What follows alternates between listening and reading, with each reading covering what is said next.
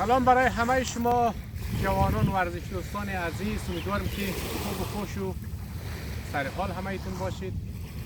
بچه از خاطر نزدیک یک هفته ویدیو اشته نخواستیم، متاسفانه که اتفاق برای ما افتاد که پدر خانم ما فوت کرد. از او خاطر دیگه نشد یک رقم بی برنامه شدیم. واقعا یک خبر خیلی شوک‌آور بود برای ما. ولی زندگی سر همه شما باشد. دنیا همین است بچه ها. همیشه مگر دنبال زنده ها باشید، سر قبر مردهان گل پاشیدن چیست؟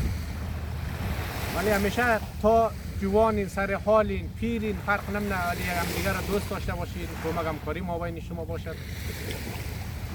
دنیا بالاخره دمی خوبی یادگار برای آدم میمانه. میگه در دنیا خاطراتی، دو تا خاطرات از انسان ها سر جای شما مانه.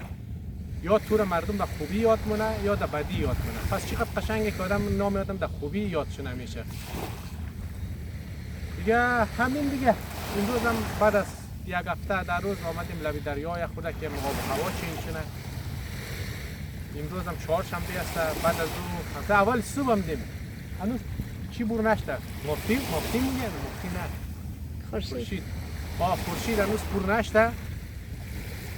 صبح زود آمدیم به خاطر که یک مقدار آب و هوا چنج شده. بعد از ساعت 3 بجه بعد از ظهر بچهای ریاضه فوتسال داره.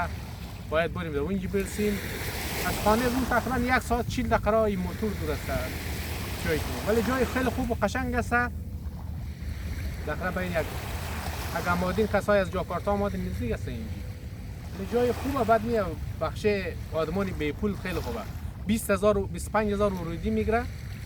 یا همین دیگه. بعد از اون حالا میتونه آدم شو همین جیبه اوکی؟ چون شو که اصلا نفرم این سایگ آتیش یوتونه.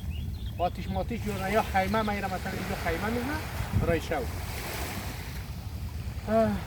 دیگه گپای گفتنی همین بود دیگه. از اون خاطر بازی های تورنمنت هم آخرش اشته نتونستم به خاطر که در مدت 3 روز همین نفرا خانه ما زیاد رفت آمد کرد آمدن. بازم یک همدردی کردن. تشکر خیلی زیاد بابت آمدنشون، دلداری شما.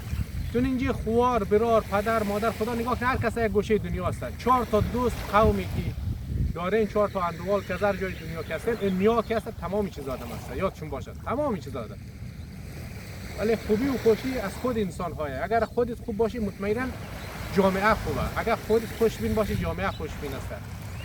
اگر خودت بدبین باشی مطمئن باش دنیا تمام بدبین است. هر جای دنیا که بدبینی وجود داره. پس چقدر خوب است که آدم همه خوب باشه، خوش باشه.